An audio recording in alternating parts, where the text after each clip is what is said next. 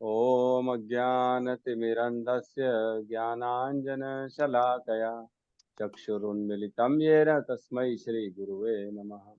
श्रीचैतन्यमनोभीष्टं स्थापितं येन भूतले स्वयं रूपः कदा मह्यं ददाति स्वपदान्तिकं। वन्देऽहं श्रीगुरु श्रीयुतपदकमलं श्रीगुरून् वैष्णवंश्च श्रीरूपं सागरजातं सहगण रघुनाथान्वितं तं सजीवं साद्वैतं सावधूतं परिजन सहितं कृष्ण चैतन्य देवम श्री राधा कृष्ण पादान सहगण ललिता श्री विशाखान्वितांश्च। हे कृष्ण करुणा सिंधु दीनबंधु जगतपते गोपेश गोपिका कांत राधा कांत नमस्तुते। तप्त कंचन गौरांगी राधे वृंदावनेश्वरी वृषभानुसुते देवी प्रणमामि हरिप्रिये। वाञ्छाकल्पतरुभ्यश्च कृपा सिन्धुभ्य एव च पतितानां पावनेभ्यो वैष्णवेभ्यो नमो नमः। नमो विष्णुपादाय कृष्णपृष्ठाय भूतले श्रीमते भक्तिवेदांत स्वामीति नामिने। नमस्ते सरस्वते देवे गौरवाणी प्रचारिणे निर्विशेष शून्यवादी पाश्चात्य देशतारिणे। जय श्री कृष्ण चैतन्य प्रभु नित्यानंद श्री अद्वैत गदाधर श्रीवासादि गौर भक्त वृंद। हरे कृष्णा कृष्णा कृष्णा हरे हरे हरे राम राम राम हरे हरे। हरे कृष्णा। यस हरे गौतम प्रभु बताइए। जी प्रभु जी। भगवान के नाम जप में होने वाले 10 अपराध। पहला, भगवान नाम के प्रचार में संपूर्ण जीवन समर्पित करने वाले महाभागवतों की निंदा करना। दूसरा, शिव ब्रह्मा आदि देवों के नाम को भगवान नाम के समान अथवा उससे स्वतंत्र समझना। तीसरा, गुरु की अवज्ञा करना अथवा उन्हें साधारण मनुष्य समझना। चौथा, वैदिक शास्त्रों अथवा प्रमाणों का खंडन करना। पांचवा, हरे कृष्ण महामंत्र के जप की महिमा को काल्पनिक समझना। छठवां, पवित्र भगवान नाम में अर्थवाद का आरोप करना। सातवां, नाम के बल पर पाप करना। आठवां, हरे कृष्ण महामंत्र के जप को वेदों में वर्णित एक शुभ सकाम कर्मकांड के समान समझना। नौवां, अश्रद्धालु व्यक्ति को हरि नाम की महिमा का उपदेश करना। 10वां, भगवान नाम के जप में पूर्ण विश्वास न होना और इसकी इतनी अगाध महिमा श्रवण करने पर भी भौतिक आसक्ति बनाए रखना। भगवान नाम का जप करते समय पूर्ण रूप से सावधान रहना भी अपराध है। प्रत्येक वैष्णव भक्त को चाहिए कि इन 10 प्रकार के अपराधों से सदा बचकर रहे, ताकि श्री कृष्ण के चरण कमलों में प्रेम शीघ्र शीघ्र प्राप्त हो, जो मनुष्य जीवन का परम लक्ष्य है। हरे कृष्ण। हरे कृष्णा। बहुत बहुत धन्यवाद प्रभु जी का। तो प्रवेश करते हैं आज के सत्र में। कल एक छोटा सा हमने होमवर्क दिया था। तो किसने किसने किया है होमवर्क?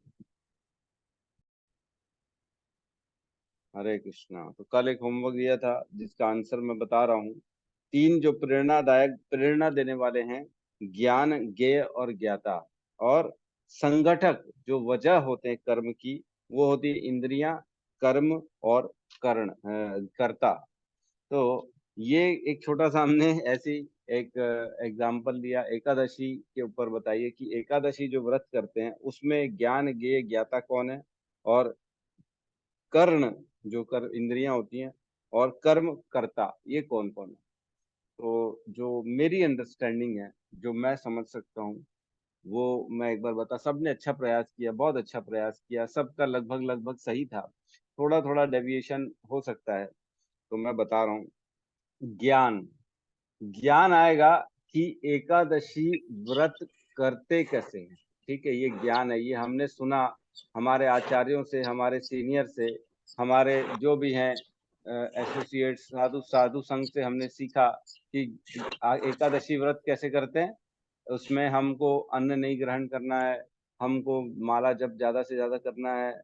और प्रोसेस जो है उसका ज्ञान कैसे मिला भाई। हम साबूदाना खा सकते, कुट्टू खा सकते हैं, लेकिन जो है ना, चावल नहीं खाना है, रोटी नहीं खाना है, ज्वार नहीं खाना है, दाल नहीं लेना है। ये सब का ज्ञान हो गया कि ओवरऑल ये जो कार्य है इसका ज्ञान हमने ग्रहण कर लिया। अब ज्ञान तो मिल गया, अब ज्ञेय क्या है ना? इस ज्ञान का ज्ञेय क्या है? इस ज्ञान का ज्ञेय है ऑब्जेक्ट ऑफ नॉलेज। इस नॉलेज का ऑब्जेक्ट हो गया भगवत प्राप्ति, कृष्ण की भक्ति, कृष्ण के चरणों का प्रेम, है ना। ये ऑब्जेक्ट हो सकता है किसी और का ऑब्जेक्ट ये भी हो कि मुझे पापों से जो है ना दूर होना है, मेरे पाप सारे खत्म हो जाए। मोहिनी एकादशी सारे पापों को दूर करने वाली, तो जिसका उद्देश्य पापों को दूर करना है तो उसका उद्देश्य पापों को दूर करना हो जाएगा। किसी का उद्देश्य भगवान के चरणों की प्राप्ति करनी है, वो हो जाएगा। किसी का उद्देश्य वैकुंठ लोक की प्राप्ति करनी है तो वो हो जाएगा। तो ज्ञान हुआ एकादशी व्रत का ज्ञान कि कैसे रखा जाता है, और दूसरा ये हो गया कि एकादशी व्रत तो अब चलो ठीक है ज्ञान मिल गया, लेकिन इस ज्ञान का उद्देश्य क्या है, भगवान की प्राप्ति। और ज्ञाता कौन हो गया, वह व्यक्ति जो इस ज्ञान को ग्रहण करता है। ये तीन चीज हो गई। अब आते हैं अपन इंद्रियां, कर्म और कर्ता में। तो कोई भी कर्म के लिए इंद्रियां बहुत ज्यादा जरूरी हैं। तो इंद्रियां जैसे हमने चर्चा करी, एक तो ज्ञान इंद्रियां हो जाएगी और एक तो कर्म इंद्रियां हो जाएगी। ठीक है, ज्ञान इंद्रियां मतलब जिससे सुना, और कर्म इंद्रिया जिससे कार्य किया। ठीक है, कार्य किया मतलब एक तो टंग हो गई, जीवा जिससे नहीं खाएगा, हाथ पैर से नहीं खाएगा, ना वो अपने लिए अन्न बनाएगा, अपने लिए साबूदाना बनाएगा, अपने लिए फ्रूट काटेगा, केला खाएगा। तो ये इंद्रियों से ग्रहण करता है, जीवा, हाथ पैर, ये सारी चीजें लगेंगी इसको, इंद्रियां, है ना। इंद्रियों से वो करेगा। और कर्म, बेसिकली जब वो कर्म करता है इंद्रियों से, उसको कहा जाता है प्रोसेस। जो दिन भर भूखा रहेगा, दिन भर कोई निर्जला रखेगा, तो वो एकदम बैठा रहेगा भगवान के लिए, दिन भर कोई कर्म नहीं करेगा। कर्म करेगा मतलब कर्म करेगा इन द सेंस चैंटिंग करेगा, बाकी कर्म करेगा, लेकिन खाना नहीं खाएगा, अन्न नहीं खाएगा, दाल ये सब नहीं खाएगा, जो जो वर्जित है वो सब चीजें नहीं खाएगा। ये प्रोसेस हो गया। और कर्ता कौन हो गया, जो कर्म करने वाला, जो एकादशी व्रत रखने वाला है वो हो गया कर्ता, जीवात्मा, जो कि भगवान का विभिन्न अंश है। तो इस प्रकार हम ये समझ सकते हैं कि एकादशी रखने में ये तीनों प्रेरणादायक कैसे हैं, और जो घटक हैं वो कैसे घटक हैं। ठीक है, किसी को कोई इसमें प्रश्न तो नहीं होना चाहिए मेरे ख्याल से। आगे बढ़ते हैं आज हम। लेकिन कोशिश करिए, इसमें क्या अगर गलत भी बोल दिए तो कोई यहाँ पनिशमेंट थोड़ी मिलने वाली है। हम थोड़ी आपको कोई जो है मुर्गा बनाएंगे या कान पकड़ के बोलेंगे खड़े रहो, हाथ ऊपर करके बेंच में खड़े रहो, ऐसा थोड़ी कोई करने वाला। बोलने में क्या दिक्कत है, अपनी एक जो है ना मत रखना चाहिए। हमारे को हमारी अंडरस्टैंडिंग के हिसाब से गलत हुआ तो कोई परेशानी थोड़ी है, लेकिन प्रयास तो किया ना। भगवान क्या कहते हैं, प्रयास करो, कर्मण्यवाधिकार अस्ते माँ फलेषु कदाचन। आपको कर्म तो करना पड़ेगा, कर्म करो, फल की अभिलाषा मत करो। फल वसी नहीं चाहिए किसी को, फल तो प्रभु को वसी अर्पित कर दिया हमने। तो कर्म भी नहीं करोगे, प्रयास भी नहीं करोगे, तो बुद्धि में घुसेगा कैसे, 2 दिन बाद फिर भूल जाएंगे। प्रयास करना पड़ेगा। ठीक है। और अनिल प्रभु, थोड़ा आप अपना सुधारो कुछ, जो है कल भी प्रॉब्लम आ रही थी, आज भी प्रॉब्लम आ रही थी, है ना। तो कुछ व्यवस्था करिए, कहीं कुछ गड़बड़ हो रहा है आपके यहाँ, है ना। पर मेरे साथ ये होता है। अरे अभी भी आवाज कट रही है आपकी, अभी अभी भी नहीं समझ में आ रहा है। आपका इंटरनेट कनेक्शन, मेरे को लगता है इंटरनेट कनेक्शन में कुछ गड़बड़ है। या तो एक बार वीडियो बंद करके सिर्फ ऑडियो बोलो, तो वीडियो बंद कर दो और ऑडियो बोलो सिर्फ। अब बोलिए। हरे कृष्णा। हाँ अब बोलिए। आए? हाँ अभी क्लियर अच्छा, है। अभी क्लियर है। क्या हुआ? हाँ एकदम क्लियर है। जी अब जी जी। आप तो बात मैं आपका आंसर बताइए। हाँ बिल्कुल प्रभु जी, बिल्कुल। जैसे कि कल का क्वेश्चन था, उसी के ऊपर आंसर है। तो इसका एग्जांपल प्रभु जी, मैं जिस प्रोफेशन से हूँ मैं उसके अकॉर्डिंग मैं देना चाहूंगा। जैसे कि मैं एमआर में मेडिकल है, मेरा काम किसी को डॉक्टर को बताना, मतलब रिप्रेजेंट करना है। तो हमारी कंपनी में एक प्रोडक्ट आता है प्रभु जी, सर्विलॉन, है ना। सर्विलॉन करके, सर्विलॉन कैप्सूल, जो कि सर्वाइकल स्पॉन्डिलोसिस के लिए, मतलब सर्वाइकल, इसमें गले में जो बेल्ट यूज करते हैं। तो भैया। हाँ ठीक है, अच्छा किया प्रभु जी ने बता दिया रिकॉर्डिंग। तो हम श्लोक नंबर 20 में है। सर्वभूतेषु येनेकम, है ना, भावम अव्ययम इक्षते, अविभक्तम विभक्तेषु तत् ज्ञानम वृद्धि सात्विकम। मतलब सारे जीवों में, जो एक ही भाव का, एक ही आत्मा का, एक ही भगवान के अंश का दर्शन करता है। अविभक्तम विभक्तेषु, ऐसा लगता है कि टुकड़ों टुकड़ों में बटा हुआ है, लेकिन वो भगवान एक ही है। वो सब में एक ही जैसे अपने अपनी शक्ति से व्याप्त है भगवान। जो इस प्रकार का जिसके पास ज्ञान है वह सात्विक ज्ञान है ना। इस ज्ञान से अनंत रूपों में विभक्त सारे जीवों में एक ही अविभक्त आध्यात्मिक प्रकृति देखी जाती है, उसे ही तुम सात्विक जान। अब इसके ना दो मीनिंग है, सिर्फ एक नहीं है, दो मीनिंग। एक तो आदमी वो दर्शन करे, सब में परमात्मा का, सब में आत्मा का दर्शन करे, एक तो ये मीनिंग हो गया। और दूसरा क्या मीनिंग है, ठीक है मैं ही बता दूं। दूसरा मीनिंग ये है कि सारे जीव जितने भी शरीरधारी हैं वो सारे के सारे सिर्फ पांच तत्व से बने हैं, है ना। भूमि, गगन, वायु, अग्नि और जल, पांच तत्व। हर हर चीज इस सृष्टि में, हर भौतिक जो जो भी चीजें दिख रही, जो भी शरीरधारी जितने भी शरीर दिख रहे हैं, वो सारे के सारे इन्हीं पांच चीजों से बने। तो ये दो चीजें बता रहे हैं, दो ज्ञानों का। एक तो सब में आत्मा परमात्मा का दर्शन करना, और सारे शरीरों की जो है प्रकृति जो है ना वो पांच चीजों से बनी है, इसका दर्शन करना। ये ज्ञान जिसके अंदर आ जाता है ना, वह जो है सात्विक ज्ञान है। ऐसा ज्ञान वाला व्यक्ति जिसके अंदर ये ज्ञान है वो सात्विक ज्ञान में है, ऐसा कहलाया जाएगा। तो एक श्लोक मैंने पहले बताया 13.28, जिसमें भगवान कहते हैं समम सर्वेषु भूतेषु तिष्ठन्तम परमेश्वर अविनश्यसु विनश्यत्सु य पश्यति स पश्यति। जो ऐसा देखता है वो सही मायने में देखता है कि सभी जीवों में समान रूप से परमेश्वर स्थित हैं। परमात्मा के रूप में सभी के हृदय में भगवान स्थित है। जो ऐसा देखता है वह देखता है। और एक और श्लोक हमने पढ़ा था 5वें अध्याय के 18वां नंबर श्लोक, जिसमें भगवान कहते हैं विद्या विनय संपन्ने ब्राह्मणे गवि हस्तिनी शुनि च शपाके च पंडितः समदर्शिना। मतलब वो पंडित कहलाएगा, वो विद्यावान कहलाएगा उस विद्या से, विद्या विनय संपन्न ने ऐसी विद्या से उस स्थिति को प्राप्त कर लिया है। वो कौन सी स्थिति को, जिसमें ब्राह्मणे गवि हस्तिनी, मतलब ब्राह्मण हाथी है ना, ब्राह्मणे गवि हस्तिनी गाय हाथी, और शुनि च शपाके च, जो शुनि है मतलब कुत्ता, और शुनि मीन्स, और श्रपाके मीन्स चंडाल, जो जो उसका मांस खाने वाले होते हैं। शुनि च शपाके च पंडितः समदर्शिना, ऐसा व्यक्ति सबको समान रूप से देखता है, चाहे वो चांडाल हो, चाहे ब्राह्मण हो, चाहे गाय हो, चाहे हाथी हो, चाहे कुत्ता हो, सबको एक समान देखता है, सब में एक ही भगवान को देखता है। इस प्रकार जो देखता है वह विद्यावान, वही ज्ञान। तो यहाँ पे उसी ज्ञान की चर्चा चल रही है। वही ज्ञान है जो हमको सब में एक ही चीज देखने को बताता है। प्रभु जी हम ऐसे कैसे कर सकते हैं, बट हाउ, ये तो मेरा है, वो तो पराया है, वो दुश्मन है, वो अपना है, ये सुंदर है, वो बेकार है, भद्दा है, ये तो काटने वाला है, ये तो अच्छा है।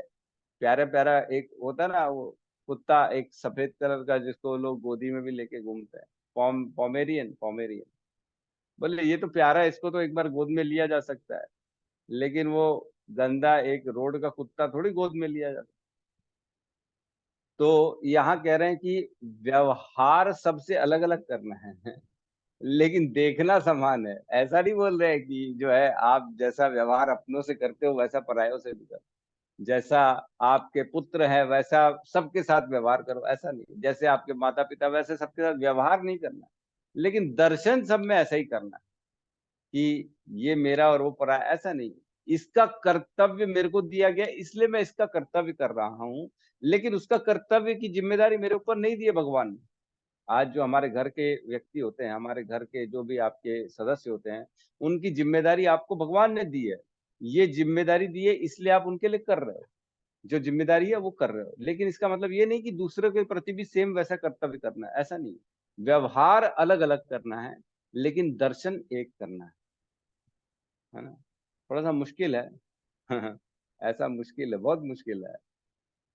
प्रैक्टिकल तो आज की डेट में बहुत मुश्किल है, ऐसा व्यवहार, ऐसा ऐसा दर्शन करना, बट फिर भी कोशिश ये करें कि ऐसा दर्शन करें। देहात्म बुद्धि के कारण जो होता है ना, आदमी देख नहीं पाता कि ये भेद नहीं देख पाता। तभी तो आज की डेट में लोग इतना मांसाहार कर रहे हैं, इतना इतना तकलीफ दे रहे हैं। कई बार पेपर में पढ़ा जाता है, उसको जला दिया, उसको मार दिया, है ना, रेप कर दिया, और उसके बाद उसको काट दिया, बोरे में बांध के फेंक दिया। मतलब देख ही नहीं रहे। मतलब आदमी की बुद्धि इतनी खत्म खत्म हो गई है, इतनी नीच हो गई है कि वो ये नहीं देख पा रहा है कि उसमें भी वही सेम एज इट इज प्राण है जैसे मेरे अंदर प्राण। मेरे साथ भी तो ऐसा हो सकता है ना? क्या मैं अलग हूं इससे? इसका शरीर अलग है, इसके पास जो है ना, और मेरा शरीर अलग है, बस यही भेद है और कोई भेद नहीं। तो वो तो रोटेशन का काम है। आज जो है ना, प्रभुपाद से एक बार किसी ने पूछा, प्रभुपाद इंडिपेंडेंस का टाइम है, हमको तो अपने मातृभूमि के लिए अंग्रेजों से लड़ना चाहिए, आप ये सब क्या सिखा रहे हो, है ना? आप उस टाइम लड़ाई चल रही थी ब्रिटिश और इंडियंस के बीच में, इंडिपेंडेंस, वॉर ऑफ इंडिपेंडेंस चल रहा था, लड़ाई चल रही। तो प्रभुपाद ने बोला कि आज तुम चिंतन करते करते जो है ना, विदेशों का, ब्रिटिश वालों का, अंग्रेजों का चिंतन करते करते जब प्राण दोगे, तो अगली बार तुम्हारा जो है अंग्रेजों के घर में जन्म लोगे, फिर बड़े होगे, फिर वहां से चिंतन करोगे कि इंडिया वाले को मारना है, इंडिया वालों को हराना है। इंडिया इंडिया वालों का चिंतन करते करते फिर मरोगे, तो फिर इंडिया में पैदा हो जाओगे। बस ये चक्र चलता रहेगा, चक्र चलता रहेगा, ऐसा है। तो इस चक्र से बाहर निकलना है, देहात्म बुद्धि से बाहर निकलना है। हमको ये देखना है कि सबके अंदर भगवान है ना।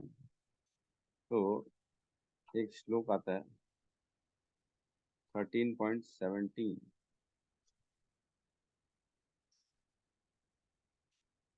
इसमें कहते हैं भगवान, यद्यपि परमात्मा समस्त जीवों के मध्य विभाजित प्रतीत होते हैं, लेकिन वह कभी भी विभाजित नहीं है। वह एक रूप में स्थित है। यद्यपि वह प्रत्येक जीव का पालन करता है, लेकिन यह समझना चाहिए कि वह सबों के संहार करता है और सबको जन्म देता है। तो पहले हमने इसमें अच्छे से चर्चा करी थी। जैसे एक पेज का छोटा सा टुकड़ा काट के दिया जाए, ऐसे बहुत सारे टुकड़े काट दिए जाए, हमने चर्चा करी थी। तो ऐसा लगता है परमेश्वर के अंश हैं, इसका मतलब ये थोड़ी है कि भगवान का एक टुकड़ा कम हो गया और वो हमको मिल गया, हम वैसे बन गए, हम उस टुकड़े के अंश बन गए और भगवान थोड़े से कम हो गए। तो भगवान इतने सारे लोगों में बट बट गए तो भगवान कम हो गए, ऐसा नहीं। भगवान सबके मध्य विभाजित दिखते हैं, ऐसा लगता है भगवान के अंश हैं, अंश हैं, अंश हैं, लेकिन ऐसा नहीं है कि भगवान की खुद की स्वरूप में कोई भी कमी हो गई है। भगवान स्वयं जो है ना अविभाजित है। भगवान एज इट इज रहते हैं, अपनी शक्तियों से सारी चीजों का संचालन करते हैं, सबका पालन करते हैं और सबका संहार करता भी करते हैं। ठीक है, तो हम एक बहुत अच्छा एग्जाम्पल है इसमें।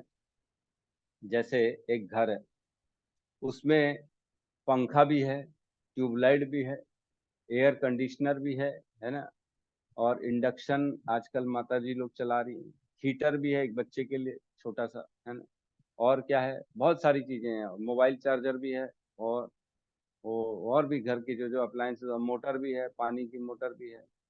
तो सब कार्य कब करते हैं? जब सब में बिजली प्रवेश करती है ना। बगैर बिजली के कोई भी कार्य कर सकता है क्या? नहीं कर सकता, वो डेड है, खत्म है। जब तक उसमें बिजली का प्रवाह नहीं होगा, तब तक वो कार्य नहीं कर पाएगी। एसी ठंडा करेगा क्या बगैर एसी के, बगैर बिजली के? नहीं करेगा, है। इसी प्रकार कुकर काम करेगा क्या बगैर बिजली के? गर्म करेगा क्या? नहीं करेगा। तो बिजली सेम है, लेकिन उसके जिसमें प्रवेश कर रही है, उसके गुणों के अनुसार बिजली का रिजल्ट आता है बाहर, है ना। एसी का गुण है ठंडा करना, तो वह बिजली से शक्ति पाके ठंडा करने का कार्य करेगा। कुकर का काम है गर्म करना, तो बिजली से शक्ति प्राप्त करके वो गर्म करेगा। लेकिन सबके पीछे का कारण एक ही बिजली है। बिजली में क्या कोई भेद होता है क्या? ये बिजली गर्म करने वाली है, ये बिजली ठंडा करने वाली है, ये बिजली ऐसा करेगी, वैसा करेगी? नहीं, बिजली एक ही। उसी प्रकार हर जीव के अंदर जो जो एनर्जी है, जो भगवान की शक्ति है, वो सेम है, लेकिन व्यक्ति का ये शरीर के कारण आचरण और गुणों अलग, गुणों का संग करने के कारण वो अलग अलग प्रतीत होता है। वो दिखता है, कोई बेकार आदमी है, कोई गंदा आदमी है, कोई अच्छा आदमी है, कोई भक्त है, कोई महान भक्त है ना, कोई पूर्ण रूप से नोचने वाला है, कोई जो है एकदम उपद्रवी आतंकवादी है, बम फोड़ के मारने वाला है। तो ये कैसे हो रहा है? ये अलग अलग स्वरूप उनके खुद के गुण है ना। ये बिजली का गुण नहीं, ये भगवान के शक्ति का काम नहीं है कि किसी को गलत रास्ता दिखाना, किसी को सही रास्ता दिखाना। वो अपने गुणों के कारण वैसा कार्य करते हैं। ठीक है, तो तात्पर्य में प्रवेश करते, तात्पर्य शील प्रभुपाद की जय। जो व्यक्ति हर जीव में, चाहे वह देवता हो, मनुष्य हो, पशु पक्षी हो या जल जंतु अथवा पौधे हो, एक ही आत्मा को देखता है, उसे सात्विक ज्ञान प्राप्त रहता है। तो हमने चर्चा करी सात्विक ज्ञान की। समस्त जीवों में एक ही आत्मा है, यद्यपि यद्यपि पूर्व कर्मों के अनुसार उनके शरीर भिन्न भिन्न है। शरीर भिन्न भिन्न क्यों है? क्योंकि हमने जैसी इच्छा करी पिछले जीवन में, वैसा हमको शरीर इस जीवन में दिया गया। जैसे कि 7वें अध्याय में वर्णन हुआ है, प्रत्येक शरीर में जीवनी शक्ति की अभिव्यक्ति परमेश्वर की परा प्रकृति के कारण होती है। तो 7वें में हमने पढ़ा था, भूमि रापो अनल वायु हम मनोबुद्धि रेव च अहंकार इति में भिन्ना प्रकृति अष्टधा, है ना। ये 8 प्रकार की भगवान की अपरा प्रकृतियां होती हैं, और एक होती है परा प्रकृति, जो जो कि आत्मा से युक्त होती है, जिससे भगवान जो है ना, उसको परा प्रकृति कहते हैं, आत्मा। तो ये दोनों हमने पढ़ा था इसके 7वें अध्याय में, भगवान की दोनों प्रकृतियों के बारे में। उस एक परा प्रकृति, उस जीवनी शक्ति को प्रत्येक शरीर में देखना सात्विक दर्शन, वही आत्मा को देखना सब में। यह जीवनी शक्ति अविनाशी है, भले ही शरीर विनाशशील हो। जो आपसी भेद है वह शरीर के कारण है। ये बहुत इंपॉर्टेंट लाइन है, जो आपसी भेद है वो शरीर के कारण। ये अमेरिकन है, ये पाकिस्तानी है, ये अफगानिस्तानी है, ये हिंदुस्तानी है, ये हिंदू है, ये मुस्लिम है, ये सिख है, ये क्या है? ये शरीर ही तो है। अंदर आत्मा का भी थोड़ी चेंज हो रही है। आत्मा तो वही है। आत्मा तो वो एनर्जी है जो सब में समान रूप से प्रवाह कर रही है, चेतना को। तो एक बार मैंने ना हिज ग्रेस प्रशांत मुकुंद प्रभु से एक वीडियो भेज दिया था उनको, है ना, जिसमें एक वीडियो था, उसमें वो था कि मदरसों में जो पढ़ाया जा रहा है, उसमें एक दो आयतें लिखी थी, कि आयतों में लिखा रहता है कि जो अल्लाह को नहीं मानता ना, वो काफिर है और उसका कत्ल कर देना चाहिए। ऐसा एक आयत है मुसलमानों में, मैंने जो मदरसों में पढ़ाया जाता है बच्चों को, वो मैंने भेज दिया हिज ग्रेस प्रशांत मुकुंद प्रभु को। मैंने कहा, प्रभु जी अब ये सब को हम सुन के क्या करें, बताओ, हम कैसे कैसे अपने जीवन में भक्ति को बढ़ाएं। तो मेरे को उन्होंने जवाब भेजा, बहुत अच्छा जवाब भेजा। बोले देखो, ये सब ज्ञान जो है ना, ये धर्म के नाम के ज्ञान है, इसमें कोई भी आध्यात्मिक उन्नति नहीं है। ये आध्यात्मिक उन्नति वाले ज्ञान नहीं, ये आत्म साक्षात्कार वाला ज्ञान कहीं पे भी नहीं है। ये सारा सिर्फ जो है ना, एक दूसरे के शरीर और एक दूसरे के स्वरूप और एक दूसरे के जो शरीर संबंधित, जिस भी घर में वो पैदा हुआ है, उससे संबंधित ज्ञान है। इस ज्ञान से हमारा कोई लेना देना नहीं। हमको आध्यात्म आत्म साक्षात्कार, हमको भगवान के ज्ञान की जरूरत है। तो आप इन सब चीजों में ज्यादा दिमाग न लगाएं तो ज्यादा बेहतर होगा। मेरे को ऐसा बोला था उन्होंने। तो बहुत बहुत उन्नत जो है जवाब मिला मेरे को, और मेरे को समझ में आ गया कि वाकई में हम यहाँ पे नाम धर्म, ये जाति का भेदभाव करने नहीं आए हैं। हम अपने आप को इस शरीर से, इस जन्म मृत्यु के चक्र से मुक्त करने के लिए आए। हमारा उद्देश्य तो ये है। हमारा उद्देश्य ये नहीं है कि हमारा झंडा लगा रहे ऊपर, हमारा झंडा ऊपर बने, हमारा उसका झंडा नीचे गिरे, है, उनको गाली पड़े, हमको जो है गद्दी मिले, ये सब नहीं। हमारा उद्देश्य है कि कैसे बस मैं भगवान के चरणों की प्राप्ति करूं, क्योंकि जीवन मनुष्य का एक ही मिला है, पता नहीं दूसरा जीवन कब मिलेगा। फटाफट अपने काम निपटाने हमारे को, और फटाफट अपने गंतव्य तक जाना है। ये सब चक्रों में पचड़ों में फंसेंगे ना, तो वो यहीं के हो जाएंगे। फिर उसी में मन चिंतन बसा रहेगा। फिर जो चिंतन में शरीर छोड़ेंगे, अगला शरीर फिर वही मिल जाएगा, है ना। हमारा धर्म का नाम ऊंचा हो, उसके धर्म का नीचा हो, वो हम उसको जय जय बोलेंगे, हम उसको नहीं बोलेंगे, ये सब चीजों में नहीं फंसना है। लेकिन ये है ईश्वर परम कृष्ण, ईश्वर तो कृष्ण है, ये मान के चलना है। कोई कुछ भी बोल ले, उसकी बात को फॉलो नहीं करना है। भगवत गीता को फॉलो करना है, भगवान ने जो बोला बस वही फॉलो करना है। ठीक है। क्योंकि बद्ध जीवन में अनेक प्रकार के भौतिक रूप हैं, अतएव जीवनी शक्ति विभक्त प्रतीत होती है। ऐसा निराकार ज्ञान आत्म साक्षात्कार का एक पहलू है। तो ठीक है, बेसिकली हो गया अपना इसमें डिस्कशन। तो फटाफट नेक्स्ट श्लोक ले लेते हैं, नहीं तो समय हो जाएगा। 21।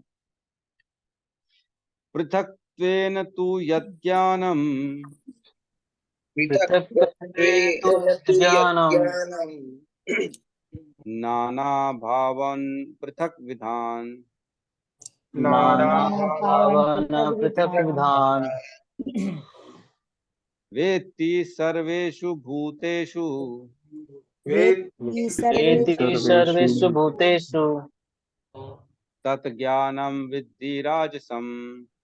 तत्ज्ञानं ज्ञानं विद्धि विद्धि राजसम्। राजसम्।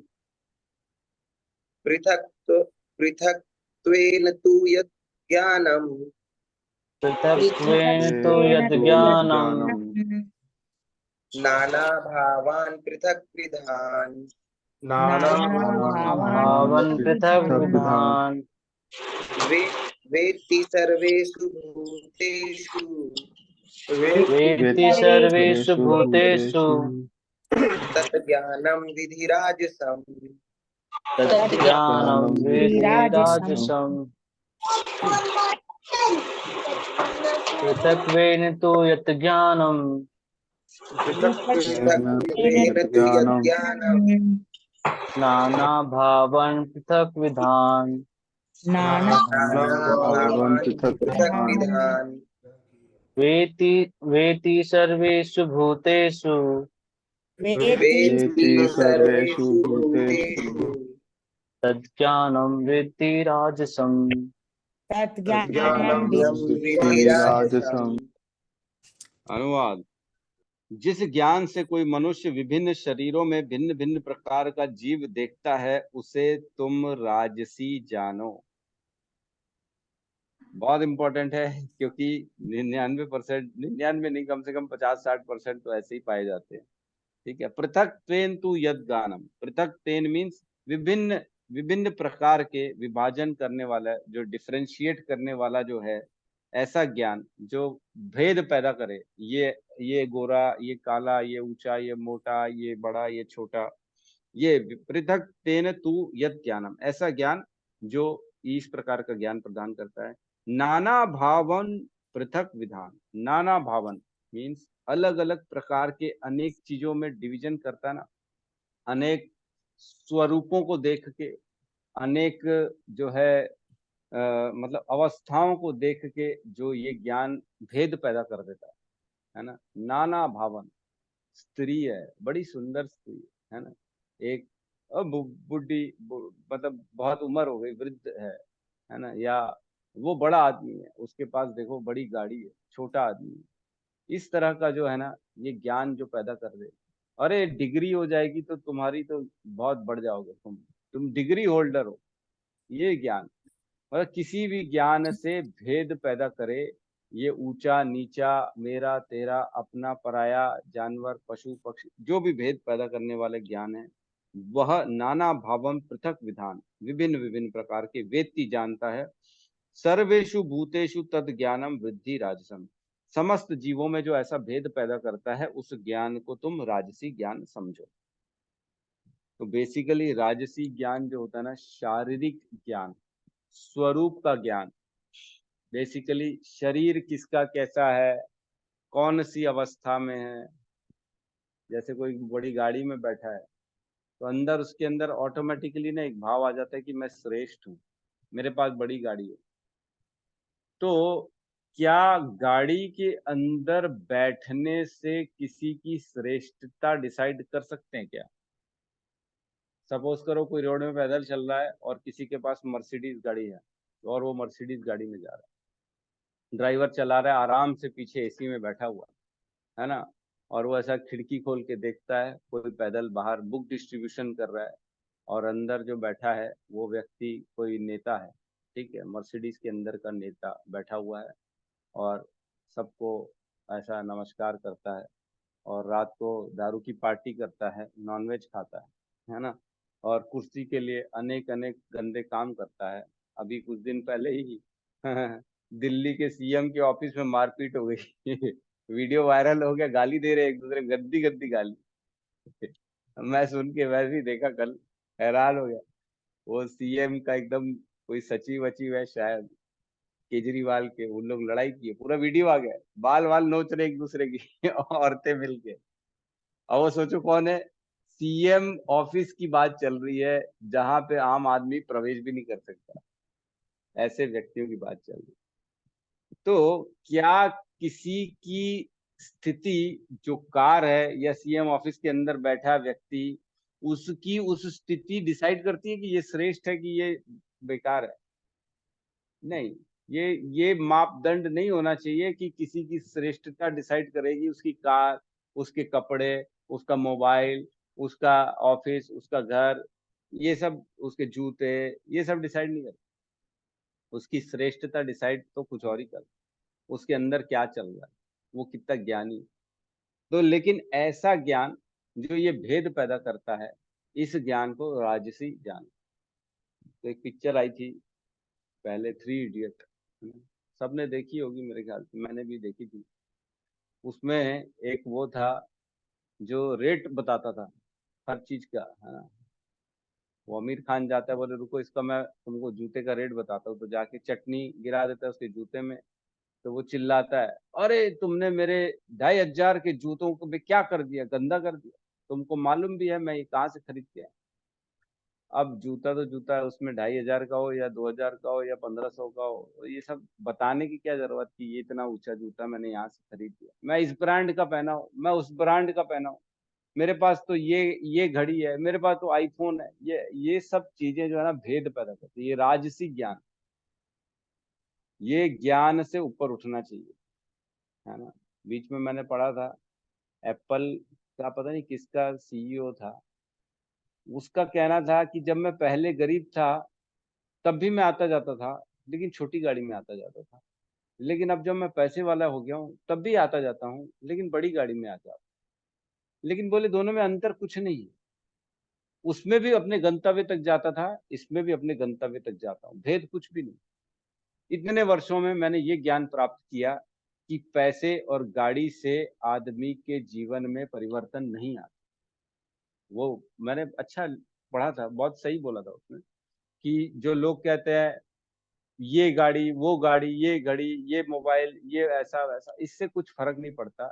आदमी खाता वही दो रोटी है, रोटी खाएगा और मल त्याग करेगा, बेसिकली आदमी का यही काम है, और कोई काम नहीं। फिर आप कितने भी बड़े घर में सुला दो, कितने छोटे घर में सुला दो, कितना बड़ा मोबाइल दे दो, कितनी बड़ी गाड़ी दे दो, कोई फर्क नहीं पड़ता। ये सब भेद बुद्धि राजसी ज्ञान के कारण होता है, ठीक है। तो जो अपने शरीर को, अपने आप को बस देखता, अपने आप को सुंदर बनाना चाहते हैं, आईने में जो खड़े रहते हैं लोग, मैं ऐसा, मेरे बाल ऐसे, मैं, मेरे कपड़े ऐसे, मेरी लिपस्टिक ऐसी, मेरी साड़ी ऐसी, तो वो राजसी ज्ञान है जो शरीर में भेद पैदा करता है। जो ऊंचा नीचा सुंदर और ये सब चीजों का भेद पैदा करता है, वो कहते हैं राजसी ज्ञान, ठीक है। तो तात्पर्य में प्रवेश करते हैं, तात्पर्य बाय शील प्रभुपाद की जय। यह धारणा कि भौतिक शरीर ही जीव है और शरीर के विनष्ट होने पर चेतना भी नष्ट हो जाती है, राजसी ज्ञान है। तो बेसिकली ये ज्ञान कि सब कुछ शरीर है, शरीर नहीं होगा तो कुछ नहीं होगा, और शरीर है तो सब कुछ है, ये ज्ञान राजसी ज्ञान होता है। इस ज्ञान के अनुसार एक शरीर दूसरे शरीर से भिन्न है, क्योंकि उनमें चेतना का विकास भिन्न प्रकार से होता है, अन्यथा चेतना को प्रकट करने वाला पृथक आत्मा न रहे। तो उनका कहना है कि शरीरों में पृथक पृथक होते हैं सारे, उनमें चेतना का विकास अलग अलग होता है, किसी में ज्यादा है, किसी में कम है, कोई श्रेष्ठ है, कोई नीचे है। क्यों? क्योंकि उनके शरीर के कारण ऐसा है। शरीर स्वयं आत्मा है और शरीर से कोई परे कोई पृथक आत्मा नहीं है। तो वो सब कुछ शरीर ही मानते।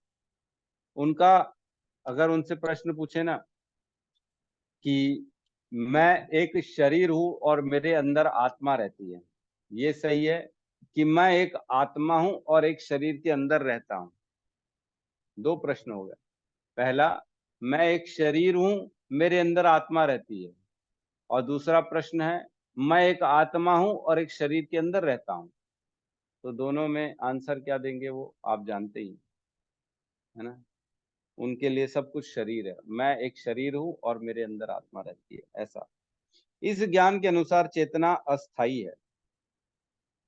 यह कि पृथक आत्माएं नहीं होती, एक सर्वव्यापी आत्मा है जो ज्ञान से पूर्ण है, और यह शरीर क्षणिक अज्ञानता का प्रकाश है। या यह कि शरीर के परे कोई विशेष जीवात्मा या परमात्मा नहीं है। ये सब धारणाएं रजोगुण से उत्पन्न। तो विभिन्न यहाँ पे अलग अलग फिलॉसफी ली है। बौद्ध की फिलॉसफी, जैन की फिलॉसफी, और एकात्म की फिलॉसफी, लोकायत की फिलॉसफी, वो सब अलग अलग लिया है। तो हम उसके चर्चा में नहीं जाएंगे कि क्यों कौन से जो है फिलॉसफी में क्या कहते हैं। तो बेसिकली हमारा उद्देश्य ये है कि जो भेद पैदा करने वाली होती है वह ज्ञान राजसी होती है। तो ये भी बहुत इंपॉर्टेंट है कि इवन भक्ति में जुड़ने के बाद भी, ये सुनने के बाद भी हम लोगों के अंदर ना भेद आता ही है। कई बार लोग कहते हैं अरे ये तो बहुत बड़े डिवोटी हैं, ये तो जनरल डिवोटी है, अरे ये तो नौसिखिए हैं। ये सब कहने का मतलब ये हुआ कि उसके अंदर अभी भी राजसिक ज्ञान है ना। कोई अगर ऐसा बोल रहा है कि ये जनरल डिवोटी है, इनको छोड़ दो, ये बड़े उच्च कोटि के डिवोटी, तो ये क्या है? भेद कैसे पैदा कर रहे हो आप? ये भेद नहीं होना चाहिए, है ना। ये राजसी ज्ञान है। राजसी ज्ञान से ऊपर उठना है। हमको सबको एक समान भगवान के, सबको भगवान का अंश देखना है ना। ठीक है, तो किसी का प्रश्न है तो हम ले सकते हैं।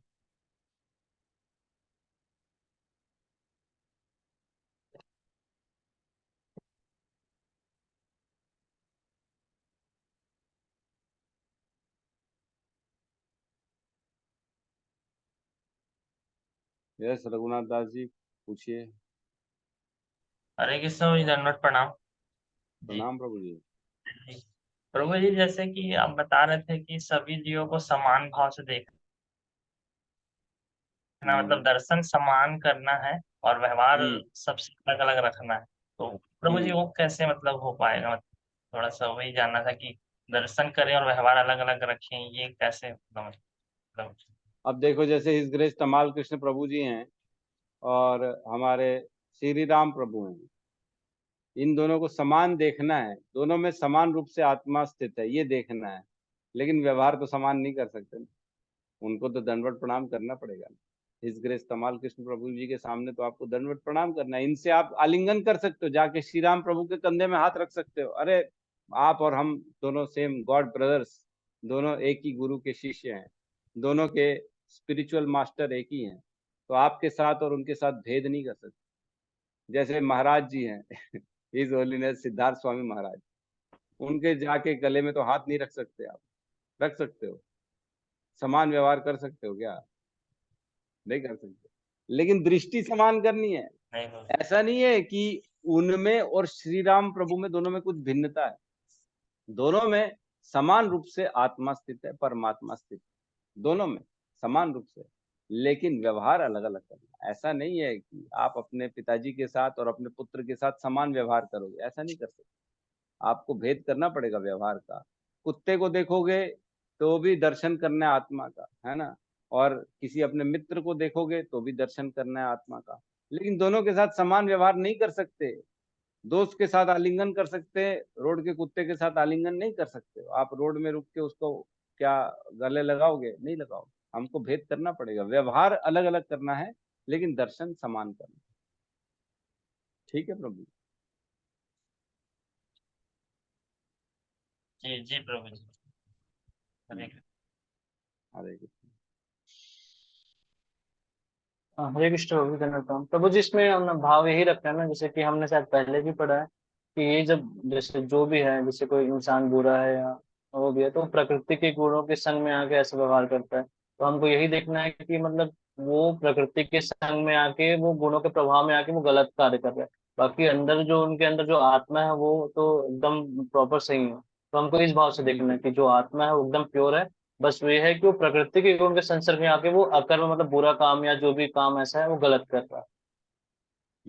बिल्कुल सही है, बिल्कुल सही है। इसीलिए तो इसका एग्जाम्पल हमने इलेक्ट्रिसिटी का दिया था कि एसी ठंडा करता है, कुकर गर्म करता है। तो भेद क्यों है? क्योंकि उसके गुण ऐसे हैं।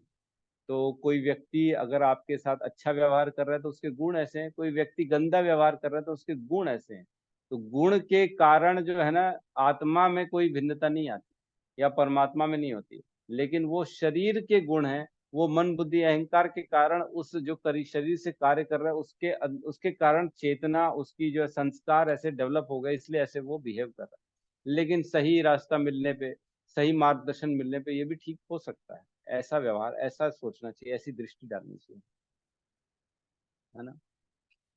ठीक है। तो प्रभु जी, और कल जैसे कि प्रभु जी जैसे बोले कि बोले। और ये पूर्वकृत जन्मों के पूर्व कृत कृतियों के अनुसार ही हमको वर्तमान जन्म मिला है प्रभु जी। जैसे अगर कोई कुत्ता है, गधा है, हाथी है, घोड़ा है, या कोई मनुष्य है, तो हमको परमात्मा उनके भीतर बैठे हैं ये तो मानना है। लेकिन उनके पूर्व जन्मों के कर्म के अनुसार उनको जो है फल मिला है, ये शरीर मिला है ये। बिल्कुल बिल्कुल।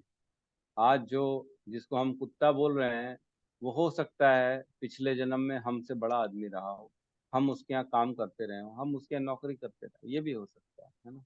आज हमारे पास जो शरीर है, हो सकता है कल ये शरीर छूट के अगले दिन सुबह सुबह हमारा नींद खुले तो हम एक चूहे के शरीर में, ये भी हो सकता है। तो हमको इस बात का अपमान नहीं करना चाहिए कि मैं बड़ा, मैं छोटा, मेरे पास तो ये वो, क्योंकि ये सब क्षणिक है, ये सब छूटने वाला है, कभी भी छूट जाएगा। जिस दिन भगवान कहते हैं ना, सर्वहरश्च मृत्यु अहम, मृत्यु सर्वहरश्च अहम, मैं ही वो मृत्यु हूँ जो सब चीज हर लेती हूँ, सब चीज छीन लेंगे, हर चीज जिसको हम आज अपना समझ रहे हैं, ये शरीर, नाम अपना, पद अपना, ये जो भी है सब छूटने वाला है। पहले से तैयारी कर लें, छूटने वाला है। बाकी कल को एक बार ना एक कथा आती है। एक बार ना श्री कृष्ण रुक्मणी के साथ थे, और रुक्मणी जो है ना उनकी सेवा कर रही, रुक्मणी मैया। तो श्री कृष्ण जोर से हंस पड़े। तो रुक्मणी माता को बड़ा जो है संकोच हुआ कि मैं सेवा कर रही हूँ, मेरे से कहीं त्रुटि तो नहीं हो गई, ये क्यों हंस पड़े, क्या हो गया ऐसा जो इतना ये हंस रहे हैं, मेरे से क्या गलती हो गई, हे प्रभु। उन्होंने पूछा, स्वामी क्या गलती हो गई जो आप हंस पड़े ऐसे अचानक से। तो कृष्ण ने बोले, रहने दो। बोले, नहीं नहीं, मेरे से कोई गलती हो गई हो, मुझे क्षमा करो, हाथ जोड़ के माफी मांगने लगे। बोले, नहीं नहीं, तुम्हारी बात नहीं है। तो भगवान दिखाए सामने एक चींटी को, सामने एक चींटी जा रही थी, और नर चींटी मादा चींटी के पीछे पीछे जा रही। तो दिखाए, बोले, देखो इसको देख रहे हो? बोले, हाँ देख रही हूँ। तो बोले, इनको जानते हो कौन है? बोले, नहीं ये तो चींटी है, दो चींटियां जा रही। बोले, नहीं, एक मादा चींटी है, उसके पीछे नर चींटी जा रहा है, दोनों। बोले, उसके पीछे पीछे जा रहा है। तो बोले, प्रभु इसमें हंसने की क्या बात है? तो बोले, तुम इसको जानती हो, ये कौन है जो नर चींटी मादा के पीछे जा रहा है? बोले, नहीं। बोले, ये वो है जो 14 बार इंद्र बन चुका है। कितनी बार? 14 बार ये इंद्र बन चुका है, और अब देखो चींटी में अभी भी भोग के लिए वो एक मादा चींटी के पीछे पीछे चल रहा। तो ये देख के हंस रहे हैं प्रभु। अब बताओ, इंद्र की क्या, क्या बखान, इंद्र की क्या व्यवस्था, इंद्र की क्या राजपाट, इंद्र का क्या मान, क्या किसी का है उतना मान? नहीं। बोले, 14 बार इंद्र बन चुका है और आज चींटी का स्वरूप में। तो ये होता है एक्चुअल में। हमको ये समझना है कि कभी भी कोई भी कोई भी चीज परमानेंट नहीं है। कभी भी किसी का भी पतन हो जाएगा, किसी भी स्थिति में चले जाएंगे, इतने नीचे गिर जाएंगे पता ही नहीं पड़ेगा। इंद्र जो है, आपको सबको मालूम है, सुअर भी बन गए थे श्राप के कारण, है ना। सुअर बन गए थे, जो ब्रह्मा जी उनको लेने आए तो बोले, नहीं नहीं, मेरे बच्चों का क्या होगा, मैं ये नहीं छोड़ के जाऊंगा सुअर का शरीर। सुअर के शरीर से आसक्त हो गए। बोले मेरे इतने 14-15 बच्चे छोटे छोटे, कहाँ जाएंगे ये लोग मेरे बिना, मैं नहीं छोड़ के जाऊंगा। तो फिर ब्रह्मा जी उनके बच्चों और पत्नी को भी लेके गए स्वर्ग, तब माने इंद्र, नहीं तो मान नहीं रहते, बताओ। इतने आसक्त हो गए थे अपने शरीर से, अपने बच्चों से, अपने परिवार से। ठीक है। और क्या कह रहे हैं श्री राम प्रभु, कुछ कह रहे हैं? प्रभु जी मेरा ऐसा प्रश्न था कि प्रभु जी जैसे जहाँ जहाँ भी हमारा जॉब है वहां पर ये होता है प्रभु जी की कई बार जैसे जो हमारे साथ के जो सबऑर्डिनेट वर्कर हैं उनको कभी कभी प्रभु जी अब काम नहीं करते रहते तो डांटना पड़ता है, फटकारना पड़ता है, या कभी कभी ऐसा भाव आ जाता है कि ये अगर हमारी जगह में रहते तब इनको पता चलता कि काम की क्या वैल्यू है। ये बस अपना काम करते हैं और चले जाते हैं, मतलब रिस्पॉन्सिबिलिटी उतना नहीं लेते। तो प्रभु जी वहां पे ना क्या होता है कि ना क्रोध आता है कि अ, अब सीधी से क्रोध आता है प्रभु जी की ये इतना सैलरी ले रहे हैं उसके बाद भी ये इतना जॉब नहीं, इतना सा काम नहीं करते हैं। तो प्रभु जी ये ऐसा ऐसा फिर क्रोध आने लगता है, तो उस समय मैं कैसे अलग अलग समान रूप से देखूं प्रभु जी उनको। नहीं, देखिए प्रभु जी, क्रोध करना और क्रोध आना, इन दोनों में फर्क है।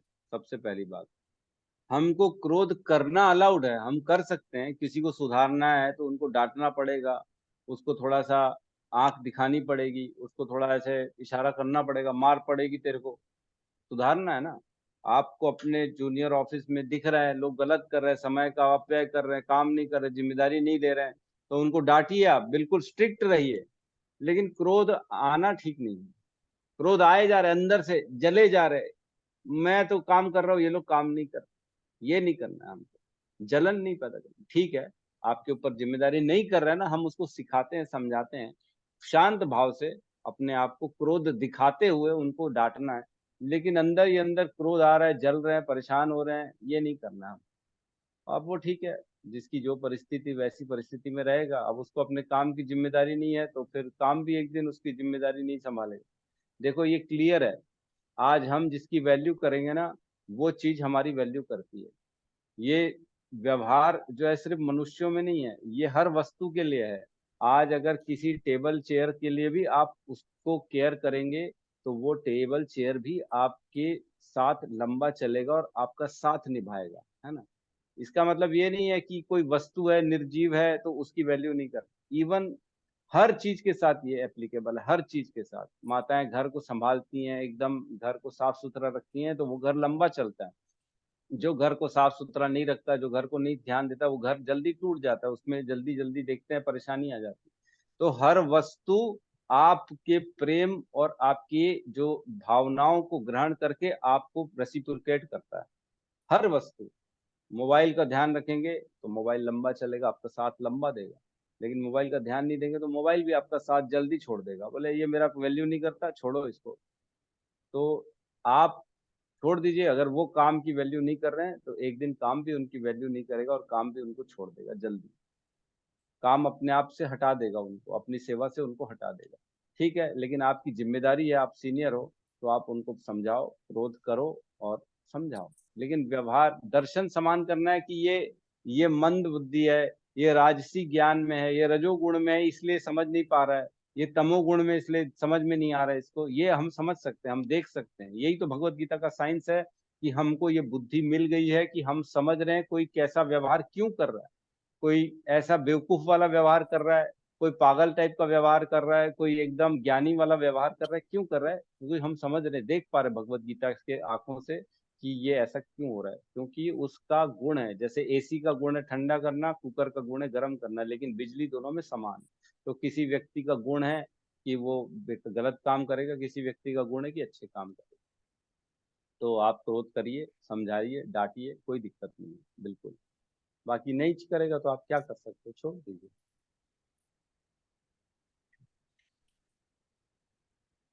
ठीक है प्रभु जी। हरे कृष्ण। हरे कृष्ण। ठीक है, तो हम क्लास को क्लोज करते हैं, बहुत समय हो गया आज का। सब मिलके हरे कृष्ण महामंत्र का जाप कर लेते हैं। हरे कृष्णा हरे कृष्णा हरे हरे कृष्णा कृष्णा कृष्णा कृष्ण कृष्णा हरे कृष्णा हरे हरे राम हरे हरे राम राम राम हरे हरे हरे। राम राम राम हरे। सभी भक्त वृंद की जय। जय। जगत गुरु जय श्रील सदगुरु प्रभुपाद श्रील की प्रभुपाद जय। की जय। गौर प्रेमानंद। हरि हरि हरि हरि हरि बोल। बोल। हरि हरि हरि बोल। हरि।